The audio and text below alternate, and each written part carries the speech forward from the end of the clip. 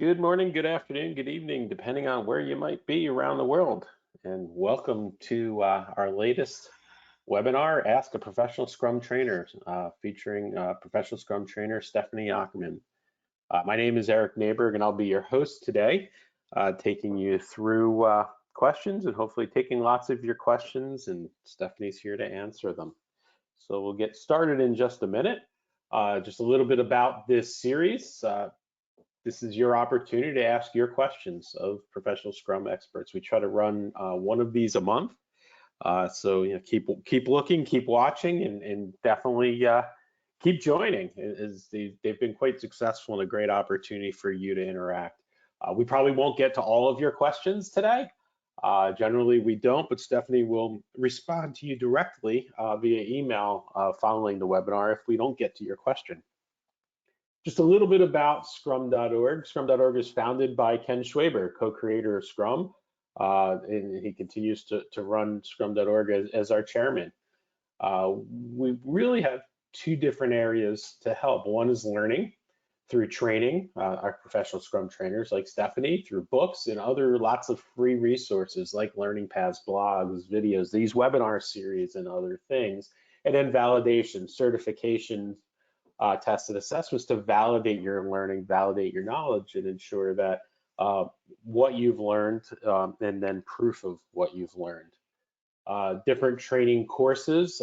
What makes Scrum.org training different is it's consistent around the world. So all of our trainers are teaching the same content, same material around the globe, all featuring the material is managed by two stewards for every class. Stephanie, actually, one of the stewards for our PSM, Professional Scrum Master class. Those stewards take input from all of the different trainers around the world to help improve that content, improve that material, and then push it back out. We use GitHub and pull requests to provide full transparency to the trainer community. And one of the really amazing things about this is imagine if you're teaching your own content, you're teaching your own material. If somebody comes in and starts telling you why it should be improved, well, it's your baby. You're going to find people often who say, oh, no, it's great, and possibly fight that improvement.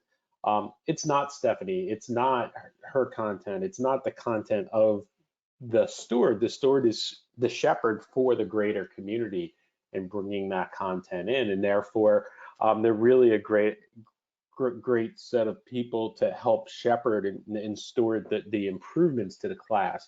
It provides a great set of quality materials and quality experience. And all of our classes are highly experiential, whether you're taking them online today because of COVID-19 or you're taking them in person, hopefully again in the future. It's not just death by PowerPoint. You're really getting into breakout rooms, you're getting into teams, and you're really working while doing. We also provide the different certifications recognized around the world. They never expire, so you never have to renew, and they're highly respected because they really truly prove your knowledge of Scrum and the topic that we're talking about. Everything being based on a competency framework to ensure that you're learning what is expected within the classes, and we're testing those areas around different competencies, managing products with agility, developing people and teams, and so on, all tied through. And lastly, before I hand it off to Stephanie, a little bit about our professional Scrum trainers. Our professional Scrum trainers are all doing more than just training. They're experienced in the world. They have at least 3 to 5 years of Scrum and Scrum Master experience, for example. They go through a deep and extensive validation before they can become a trainer, including interviews, peer reviews, train the trainers. They have to take tests and other things before becoming a trainer. None of them just teach. They're really living the real world and out there learning while doing and staying up to date on different materials. So with that, I will hand it over to Stephanie to introduce herself, and then we'll take your questions. Stephanie? Thanks, Eric. My name is Stephanie Ockerman, and I run a company called Agile Socks, and I am, of course, a professional Scrum trainer. The focus of my business is professional training, and agility enablement. So in addition to the professional Scrum courses, I create additional content, blogs and videos, as well as starting in 2019, I launched some online courses. And so really the idea of helping people take their learning deeper. Also do some targeted coaching, working with companies, trying to help them implement the learning that they gain from training. And I've got a lot of different background. My career has been focused mostly on Scrum and agility, but I do have a background in traditional project management, and I still have a PMP, and don't believe those things are entirely incompatible. So that's kind of one thing I like to talk about, I've written about, and I can kind of bring in to help organizations understand how do we transition the way we run our business in that type of world. As Eric mentioned, I am one of the stewards of the Professional Scrum Master curriculum. I also get to facilitate train the trainers around the world, which is a really cool opportunity to be a part of people's journey towards becoming a professional Scrum trainer. And last year, a book that I co-authored with Simon Reindl was published, Mastering Professional Scrum.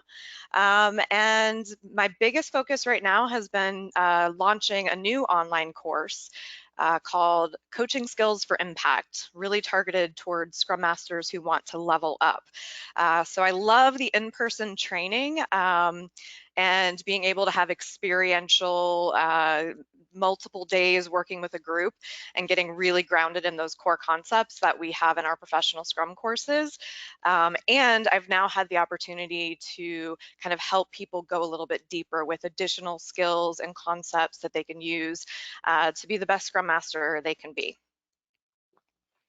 Great, thanks, Stephanie. And actually, we'll start your questions. I'm going to throw this slide up real quick. Ask your questions in the question box. You see that in your GoToWebinar window, and then you're able to grab those quite easily, hopefully.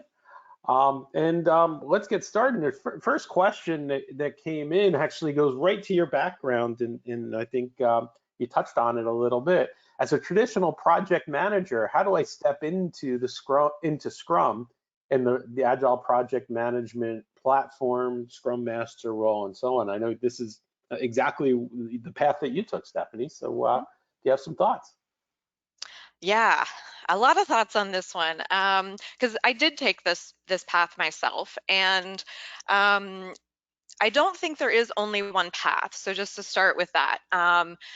One of the things that I think can be challenging is if we're coming from a traditional kind of waterfall style SDLC type of methodology. One of the things that I know is like a personal thing, as well as the background I was coming from, is that idea of shifting how leadership happens and moving towards self-organizing teams, and instead of organizing and managing and tracking the work for people, it's that idea of how do I now help them become more empowered and more effective at self-organizing without actually undermining that self-organization? How do I still challenge them without undermining? How do I bring in my teaching and coaching skills? So for me, making that transition, a huge part of it was the mentorship I had, and the solid training in professional Scrum, and having a mentor, being part of a Scrum team, seeing what it's like to have a great Scrum Master, really helping to empower and enable that Scrum team, and then being able to step into that role. And it was still hard. I still had some tendencies to want to help, right? Help my team.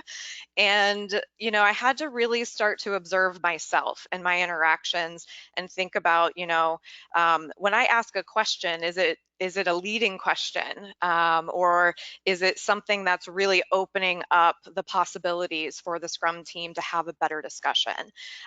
When I want to jump in and help because it looks like we're going to fail or we're not going to meet a certain goal, I have to question myself, like, is this the right time for that? Or is this going to create a dependency on me, or perhaps make me come across as the expert who has to answer all the questions? So there's a lot of interesting dynamics dynamics. And those were some of the challenges that I had as a project manager making the transition.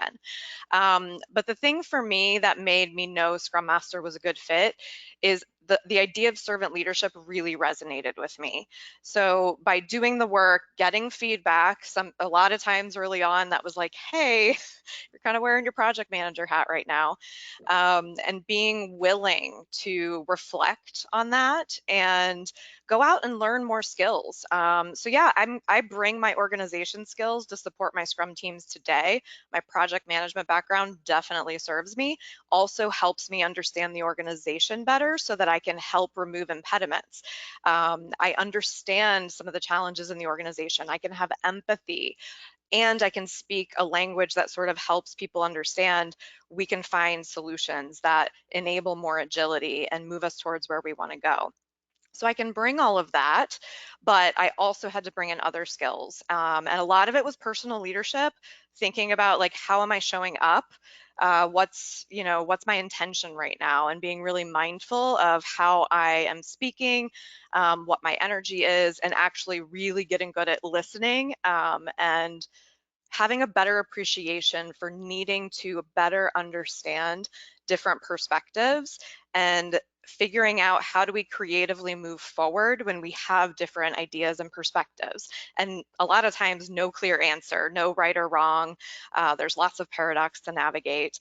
And then the other big piece in doing that is the coaching skills. So facilitation skills are super important as well, but the coaching skills I bring in to pretty much everything that I do.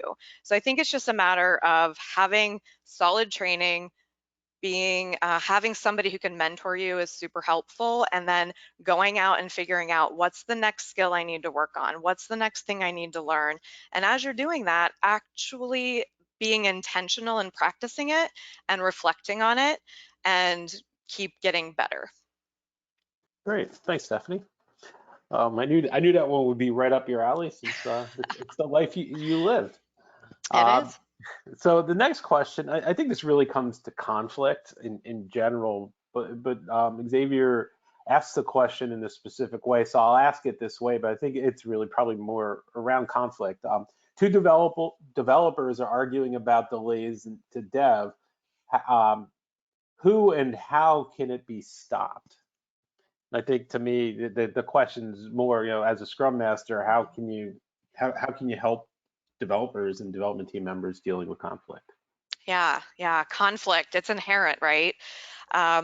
We need conflict. It's part of the building blocks of effective collaboration, right? Conflict isn't, that word sort of can have a bad connotation, but really what we're aiming for is productive conflict, right? We want to have healthy conflict. The absence of conflict means we're likely not going to have all of the perspectives on the table. We're probably not going to come up with creative solutions. So the idea for me, and a phrase that I've recently learned in a leadership program, is how do we have creative conflict? Like, how do we move from being in disagreement? We have a disagreement about the situation, the best way forward, right? How do we go from having disagreement towards creative navigation?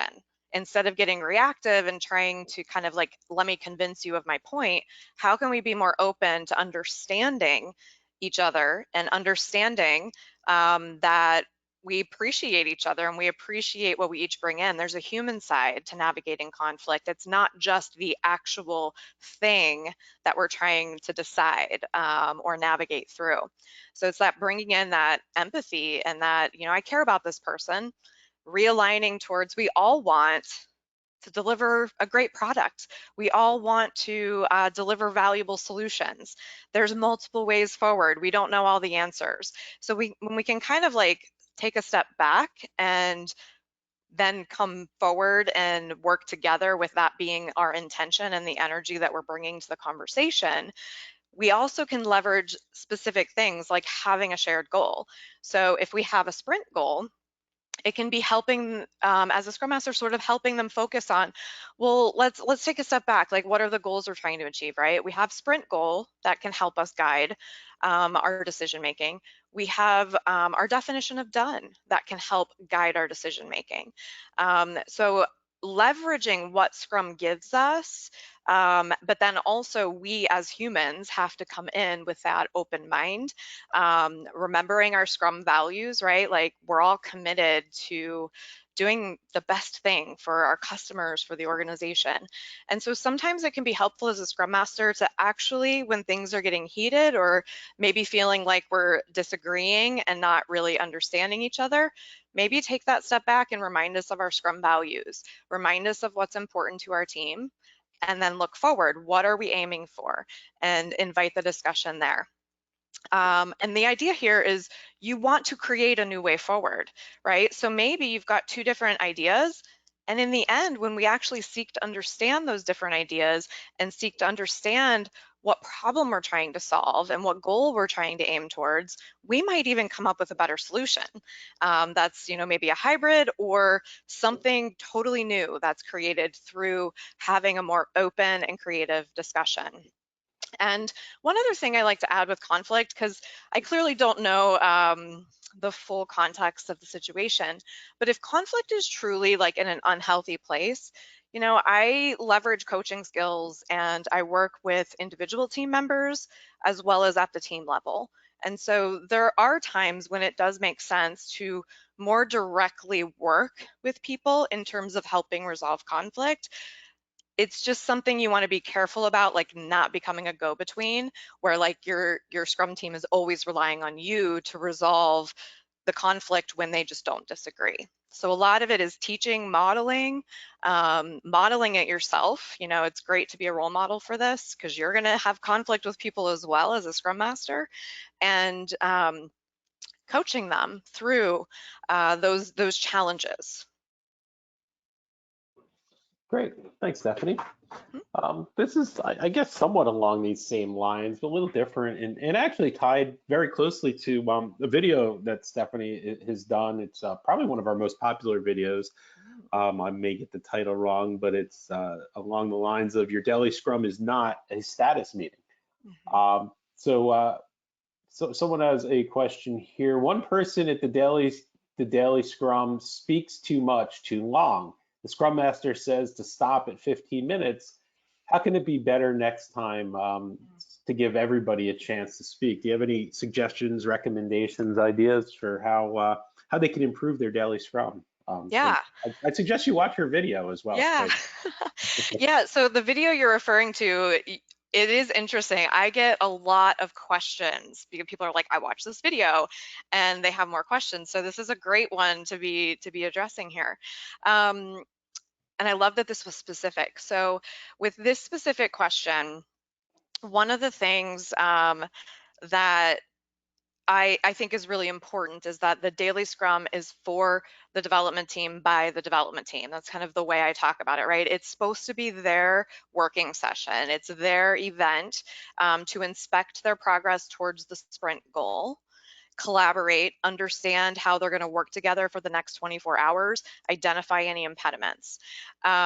So you can the daily Scrum video that Eric's talking about is going to have more ideas around like what can cause challenges with daily Scrum. So I do encourage you to watch that. This specific question, I love to give the Scrum or the development team more information so that they can better self-organize and better self-manage. And so I've done things like put a timer, like a visible timer in front of wherever the development team has their daily Scrum, which of course virtually, right, we can have that through a screen share as well. And that way, people can actually see the time and they can self-manage. So as a person, I tend to be kind of wordy. If you've ever met me, like I can kind of like get into something and get a little wordy. But if I have that visual reminder, I can maybe be a little bit more concise and clear and to the point. And also having that timer makes it easier for other development team members to kind of jump in and say, hey, like you're giving us a lot of great information. Should we maybe take that offline to get into those details? And so that's where it helps me step out of kind of correcting in a daily Scrum and really letting them own that. And this can also be something that is discussed in a sprint retrospective, of course. How effective are our daily scrums is a great question for a sprint retrospective. And, opening the door for the Scrum team to talk about the challenges they're having with any event really, or any artifact or any aspects of the process, and how a development team is running their daily scrum. That's an aspect of their process, and it can be inspected and adapted. And actually, we want to be inspecting and adapting it. Other things that I've done to put visual cues up is encouraging the Scrum team to have their sprint goal um, actually visible, whether it's electronic or a physical board, so that they have that in mind, right? And also, even just early on with Scrum teams, a lot of times I will put the purpose of the event on a big card, and that way they just see it to remind them when they come in to have the daily scrum, what's our purpose, right? What should we know by the end of this daily scrum? So just little things like that can really go a long way in helping them improve, but also giving them the ownership of that improvement and empowering them to kind of take a more active role. Great. Thanks, Stephanie. So next question, is it okay to disclose developers' names to management when trying to remove impediments or enhancing the work environment? Mm. Oh, this is a question that has a lot of different answers depending on the context. But yeah, this is an interesting one. So I'll give you a feel for kind of how I approach this when I work in organizations in either a Scrum Master role, or even if I'm kind of more like coaching at a team level, or working across multiple teams and kind of helping with organizational impediments. Um, I want to establish a relationship with managers. And I look at it as it is a coaching relationship. As a Scrum Master, part of my service is to the organization, and I embody agility to the organization. And part of that is helping managers enable their Scrum teams to be successful and get the benefits out of Scrum. And you may need to be working with your managers, especially early on, if Scrum is somewhat new to the organization, or just, we're not all on the same page yet, to really help them understand the importance of self-organization and empowering people. And I actually will create sort of a design, I call it a designed alliance. That term comes from the coaching background that I have. It's this idea of like, this is kind of a coaching relationship, and there's a tricky situation because I am accountable to the organization, and that may mean I need to disclose if we are having struggles that we have tried to be addressing and we need more support, because I have to recognize a manager has an accountability in the organization as well for it could be worded differently, but in a general way, supporting the people that they're the manager of. That could be training, it could be providing feedback, mentoring. And yeah, at the end of the day, it also comes down to like having the right people with the right skills on the team. So, there is an interesting situation there, and I have that conversation very directly with the manager. I want to establish trust with the manager. And I had a situation where we were having some challenges, and they were big, they weren't small, and they weren't going to get resolved in a sprint or two. But we were working on it as a Scrum team, and I made the manager aware of the situation, mostly because we had already established the trust and what our relationship is, and that idea of confidentiality. And when I tell you something, it's got to be clear if you are expected to act, if I need your help, versus when I'm informing you because this is a part of the accountability and it relates to your role as well. And we've got to navigate that together. And I've had a great experience working with managers, actually. So you might be surprised when you open the door to have that conversation about confidentiality, about it. And also, one more thing I want to add is managers have to help me understand at what point do we need to take a different approach. And being able to collaborate with management is important. And full transparency, the team was addressing the issue together, manager was aware, and also the team was aware that I was addressing the challenge with the manager. Right? So it was transparent all around. And I think if we do that, it's all about keeping that trust and keeping kind of a clear understanding of boundaries and what the expectations are in each situation. Great, thanks, Stephanie. So next question. How do you support, and there's a bunch of questions around estimation and story points and things. This is an interesting one. How do you support a team to start estimating before their first sprint? So I guess you're heading into your first sprint, you're just getting started. So the team's just forming. How do you start to do estimation? Any guidance there? Yeah, I don't think there's one right way, but I'll share a few things that I've tried. Um, One thing is you mentioned story points. So story points is one technique that falls into the category of relative estimation. And you could also do t-shirt sizing. So just want to make that clear. I do prefer and promote relative estimating. And I think that is a good way to get started.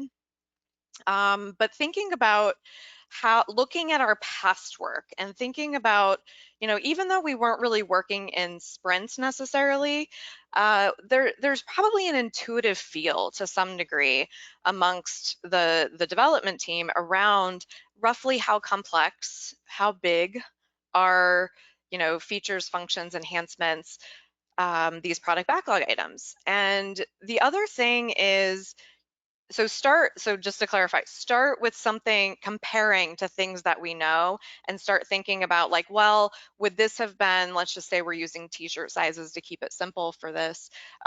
This would be, about a medium, and we say,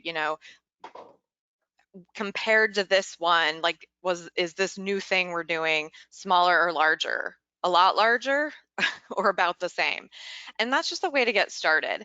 And the other thing I like to make sure Scrum teams understand is we're going to get it all wrong.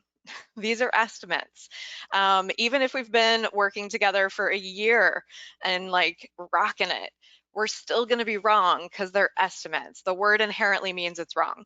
And so just especially with teams early on when they're making this transition, and they may be used to like really being precise on their estimates, if they were estimating in hours and people really kind of measuring and making sure, we have to really help our Scrum teams understand that that's not really what we're aiming for, and that we're going to get it wrong, but we're going to learn more as we go.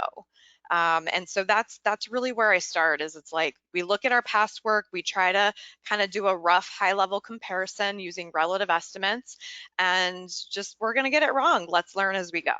Right? Analysis paralysis is something that, we're trying to avoid with relative estimation. And empiricism, we learn by doing. So we need to start. The other thing that I'll say is you don't really have to like decide like, hey, we're doing story points, or, we can really just look at it as we need to break our work down small enough to get started, what feels right, and start. Like the act of thinking about, is something small enough to get done in a sprint? That conversation in itself is estimation, right? Breaking things down to be small enough to get them done within a sprint, have a reasonable likelihood of getting them to done in a sprint. And so, sometimes you might not even want to worry too much about it, and just break things down small enough, get started. And then if it feels like having a more specific structure around using story points, t-shirt sizes, anything else, right? Make that a team discussion. Talk about it in the sprint retrospective. Cool. Thanks, Stephanie. So next question, Alan asks, my organization has started to assign traditional team leads is now becoming the Scrum Masters. They're now the Scrum Masters for their teams. do you see any potential conflicts of responsibility in this approach? I think he's leading the witness a little bit there. Uh, but do you have some thoughts that maybe some guidance you can provide? Yeah, there is inherently a conflict of interest if somebody, I'm gonna go a couple different ways with this, just for people in different scenarios that are similar.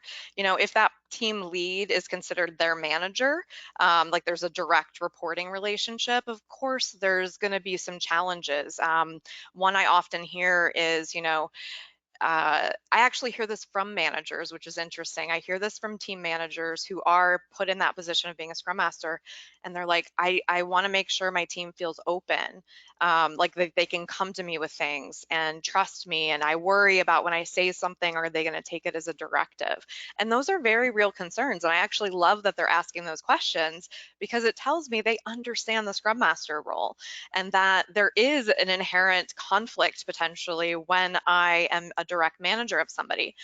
But those are possible to navigate. And so the advice I give those managers is, keep that conversation door open, ask for feedback and really mean it. I know a lot of times we ask for feedback, but it's kind of just the energy of it. It doesn't feel like we really want it. Or if we've had a bad reaction, sometimes even just maybe the look on our face when we've received feedback from somebody, that might shut down feedback in the future.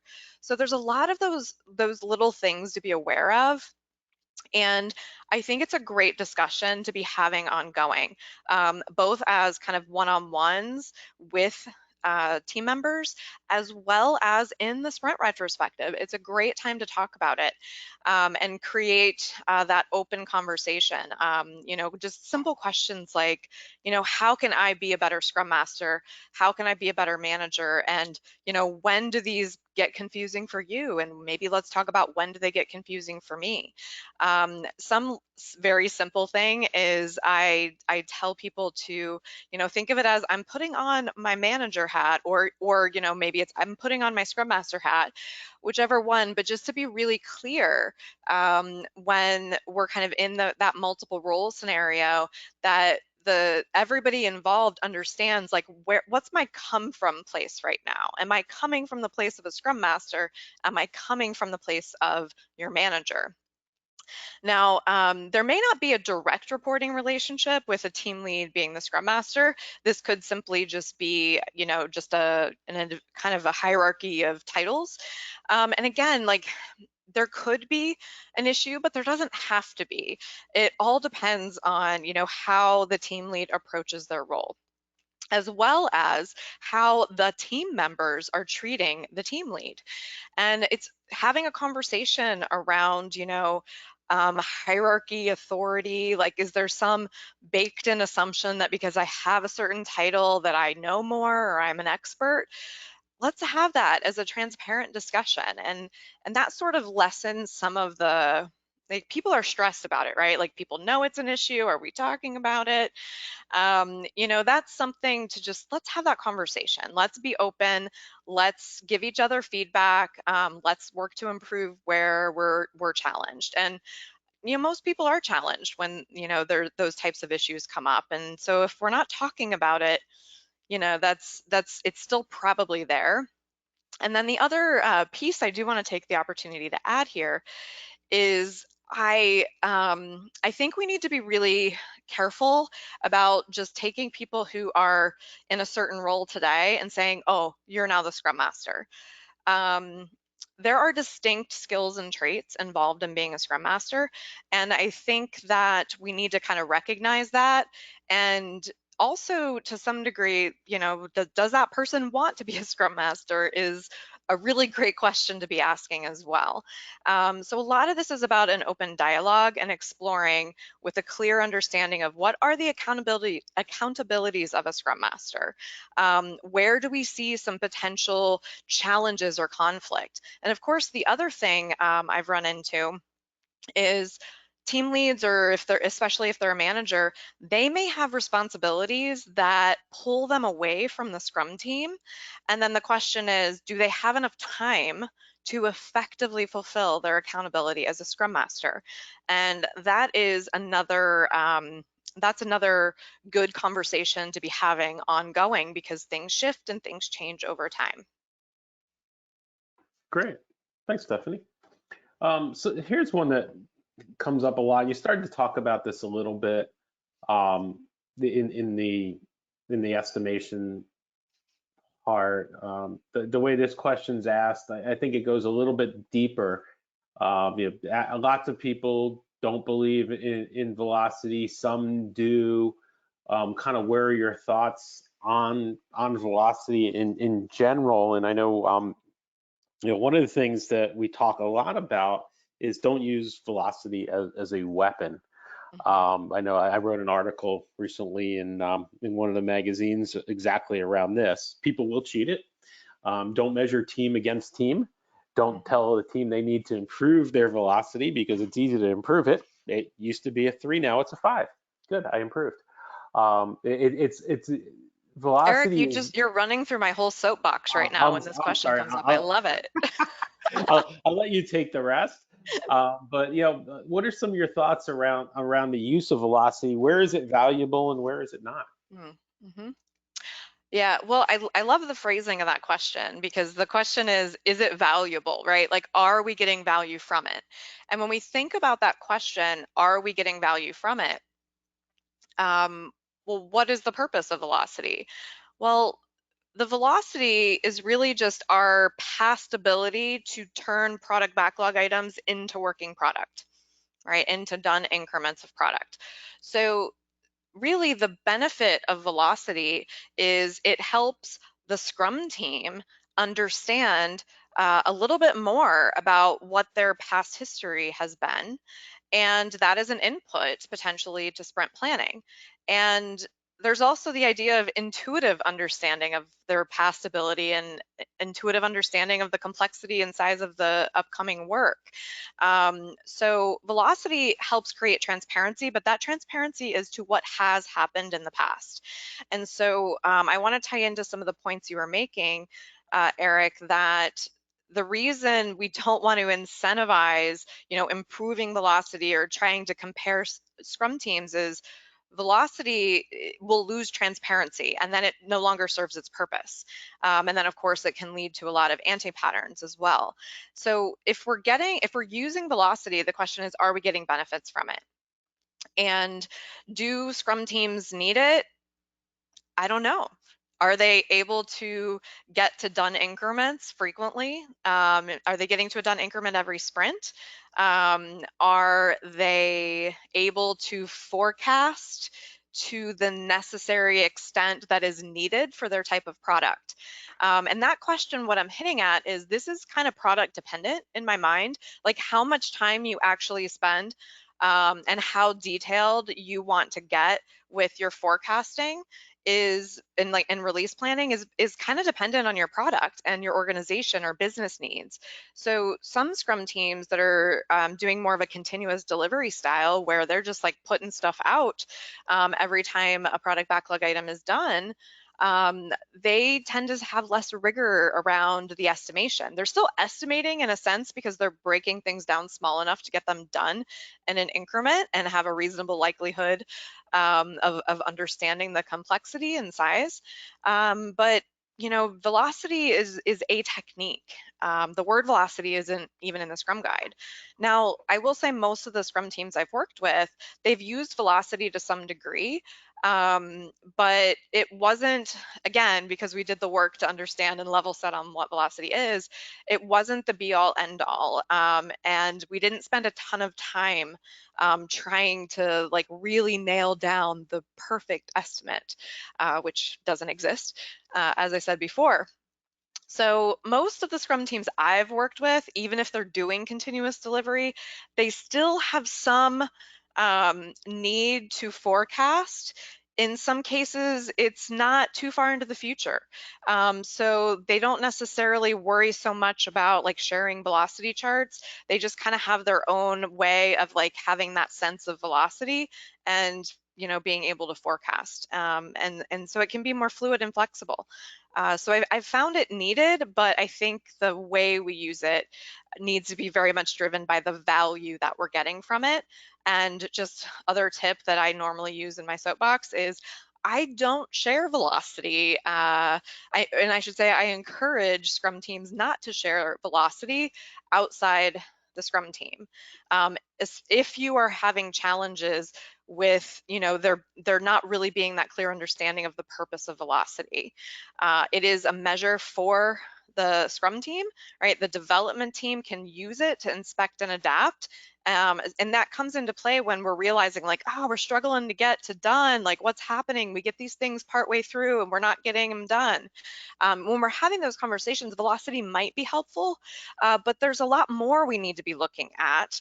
It might help us identify bottlenecks. It might help us identify process improvements, but velocity alone can't do that. It's just a piece of information that you can pull in to inspect. Cool. Thanks, Stephanie. And yeah, I mean, velocity is so often misunderstood. And at the end of the day, it's a way to help you predict as a team. Mhm. That's what it Yeah, is. it's forecasting. Exactly. Mhm. And it's not, I hear people talk about, oh, Scrum's going to help us increase velocity. Scrum's going to help us deliver more value. It's going to Yeah, help us focus on it. We're not doubling yeah. velocity. We're not doing half the Mhm. work in twice the time and all of these things. What we're doing Mhm. is we're delivering more value because we're focusing on value. We're, Mhm. we're, we're working better together as a team and increasing the way we work as a team. So thank you. Yeah, and if I can add just one thing you made me think of to bring in here, it is just to clarify, it is part of the Scrum team's process. And so they choose, do they need velocity in kind of like this rigorous kind of tracked way, or do they rely more on, rough ideas and, so kind of the level of precision with that and how much time is spent using it, that is part of the Scrum team's process. And it's worth having that conversation in the sprint retrospective. Is this wasteful? Is this helpful? And I've worked with Scrum teams where they needed velocity to help them like better break down their items and better plan their sprints, and because of a need to forecast further into the future for the type of customers that they had. But I've also worked with Scrum teams who it's like when somebody's looking at the size of items and kind of wanting to forecast in the future, they could kind of estimate and like, yeah, that big thing might take a sprint to get the whole complete set, or, hey, we've got some work here, and so it looks like roughly that'll be a couple sprints from now. Teams really do develop that intuition that a lot of times I see override their use of velocity. Yep. Awesome. Thank you. So here's one for the times. Magda asks, what are your tips for successful facilitation virtually? Even the Scrum events, meetings, and so on. As we know, most people, or certainly many people around the world, are working remotely today. Mhm. Yeah. Do you have any suggestions? Um, it's a strange time, right? I know that there's, of course, teams have been working virtually for a long time. It's just kind of the being thrust into it for a lot of people, or maybe the whole team being remote is new. So there's lots of different techniques and things, and I'm not really going to start there. I guess my tips are more around um, I guess the human side of having meetings, events, working sessions. So one thing I'm noticing is at least with the people I'm talking to, is they're in meetings back to back all day. And that gets really exhausting, and it kind of leaves no time to do much work unless the meeting is the working session. Usually when it's back to back all day, there's a lot of things in there that aren't really kind of moving things forward. So I think being mindful of being very clear on the purpose of the session. If it's a Scrum event, that should be clear. If it's sort of like a product backlog refinement meeting, perhaps a working session, like let's be clear on that. But then there may be other working sessions we need to have. And so being really clear on the purpose. And the other piece is giving people space. So like instead of back-to-back meetings, trying to give people that time to step away from the screen, to take care of themselves. And the other piece of this is check in with people one-on-one. I know that's weird, like facilitation tips for remote meetings, but I think there's something that happens for some people when they were working in a physical environment and they're now remote, where there can be this feeling of disconnection. And also, I don't know about you, but I find like online meetings super awkward when it's like a bunch of people trying to work together, because you don't want to be rude and interrupt somebody, but you have something to say. And it's a little bit harder when you don't have that energy of a room. And so being mindful when you're facilitating to note the energy so that you can help identify, where do we need to take a pause so that we can stop and say, okay, are we all on the same page? Do we need to clarify? Has everybody had a chance, to weigh in, to respond, to add their idea? Creating the space for that in a virtual environment becomes really important. But then those one-on-one check-ins will help you kind of gauge how individuals are feeling about those working sessions. And I think we need to be aware of that. It's not just the technique we're using to facilitate, it's making sure, like, are people feeling comfortable raising points? Do they feel there's enough time for the conversation? A lot of personality preference comes into play here. So for introverts or people who are kind of like, I need more time to process, that could be even more delayed in a virtual environment, or they just don't like to interrupt people. Again, that can be exacerbated in a virtual environment. So I think those are really the things I would focus on that are more big picture, that can help alleviate some of the challenges with having all of our all of our sessions being remote. Cool. Thanks, Stephanie. There's a bunch of questions that are kind of similar. So I'm just going to kind of summarize here. It's all about how does a Scrum Master show their value in really measurement back to the organization? Do you have any suggestions in tips around Scrum Masters showing that they're doing a good job and how they prove that? Yeah. Yeah, this is always a fun question because we can go a lot of directions. At the end of the day, the Scrum Master is successful when their Scrum team is successful. However, there are some paradoxes we have to navigate here. I can't help them be successful by jumping in and directing the work or solving all the problems. And so I have to be mindful that if I'm not there and everything falls apart, then I'm also not successful. So we have to kind of look at this role is very unique in that way, right? I am inspiring, I'm empowering, I am enabling, I am challenging, but I also need to look after the health of the Scrum team and look after kind of the organizational aspects as well. So yes, at the end of the day, if my Scrum team is not able to deliver working quality increments of product, I'm not quite successful yet. But the question really is, which way are we headed, right? Are we improving or are we stagnating? And then as a Scrum Master, what am I doing, right? And doing doesn't always mean acting. It could be more around like my way of being with the Scrum team. Like, how am I helping to influence? How am I creating impact that's going to catalyze change? That's going to feel like we're moving in the right direction and start to see those value measures of, working product, happy customers, high quality products. How are we? What am I doing to move us in that direction? And this stuff takes time. And so, we have to recognize, like, where are we starting from? And in my experience, I've started with Scrum teams that are in very different places. Some having zero experience with Scrum, working in a very siloed way, and kind of also having the challenges of the organizational processes and policies not necessarily being in alignment with some of the things that we want to be able to do as a self-organizing cross-functional Scrum team. And then that's going to take more challenge, or that's going to take more time to overcome those types of challenges. And then I've also worked with Scrum teams who are starting from a different place.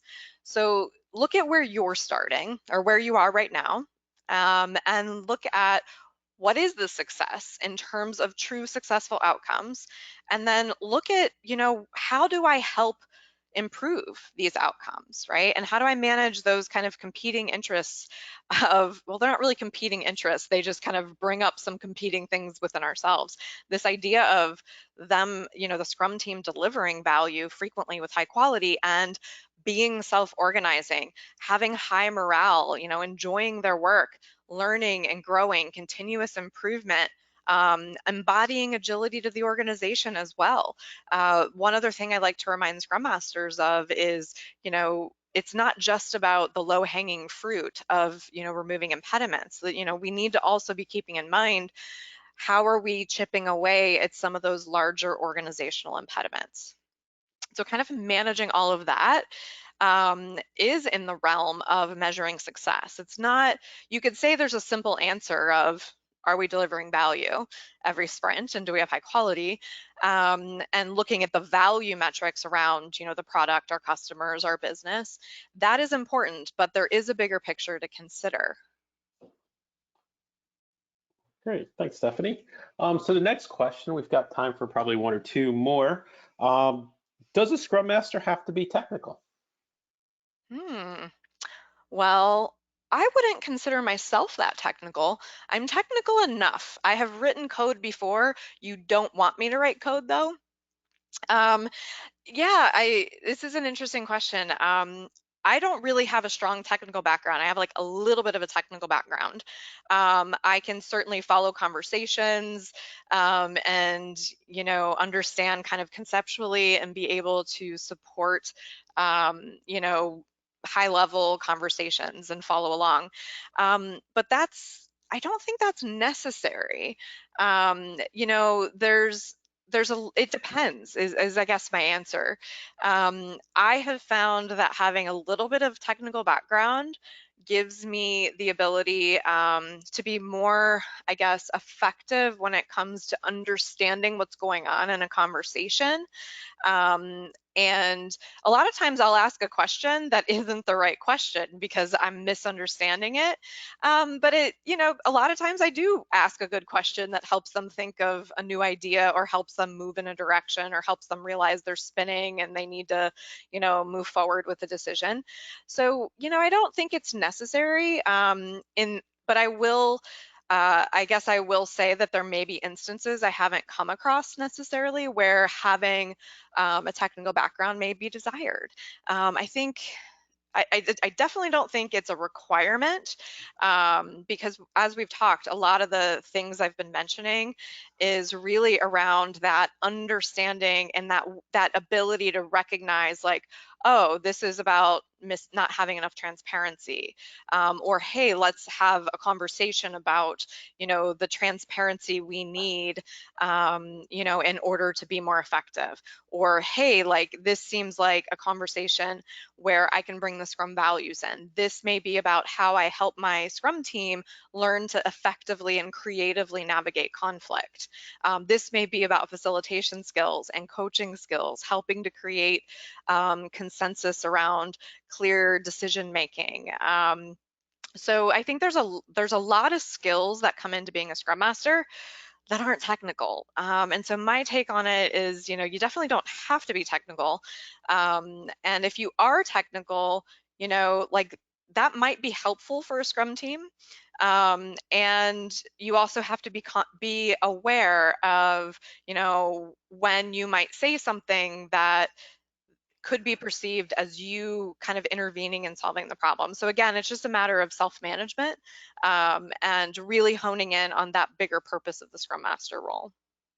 Well, thanks, Stephanie. And yeah, I think a lot of it comes down to the right personality. I had written an article around, I'm a project manager. Does that mean I'm now a Scrum Master as we move to Agile? And Mm-hmm. as you said, the answer is it depends. You might be really amazing at managing projects down at the detail level, but not have the right personality to Mm-hmm. serve the team, to lead the team, to coach the team, and all the things that are needed. And I think in this instance, it's very, very similar. Mm-hmm. If you're too technical, maybe you're solving all of the problems instead of coaching the team to help them resolve the problems on their own. Do you have the right personality for it? And we have a lot of conversations around agile coaching, and what the agile part's kind of easy. Being a good coach is the really hard part Mm-hmm. Yeah. of having that mentality. And I think these things kind of all fall together. So I think, Yeah, yeah, yeah, and that's been my experience. Like, even though I don't come from that technical background, coming from that project management background, I really had to do a lot of work on myself and recognize how I'm showing up and get feedback. And I had to invest. I had to go through, facilitation skills training, coaching training. So it's like, you don't have to be perfect when you start, but you need to understand the role and be willing to do the work to gain the skills you need to better serve your Scrum team. yeah, awesome. So I want to be conscious of time in our time box. So we're getting close to the hour. So I want to thank you, Stephanie. There are a whole lot of questions we didn't get to, and as I said, Stephanie, we'll get to those hopefully via email and follow up. And feel free. There are a lot of answers to some of these questions in the blogs on the Scrum.org website, as well as out on our Scrum.org forum. Check out the learning paths. We have learning paths for each of the roles within Scrum, including the Agile leader, to help you support your teams and learn more about those. Those paths are all free and available to you. And like I had said, check out the forums, check out the blogs, as well as follow us on social media, and certainly follow Stephanie as well. Feel free to reach out to her. You can contact her through our website on her trainer profile if you have further questions. And I want to say again, thank you, Stephanie. Thank you to the rest of the folks joining, and have a great rest of your day and be safe.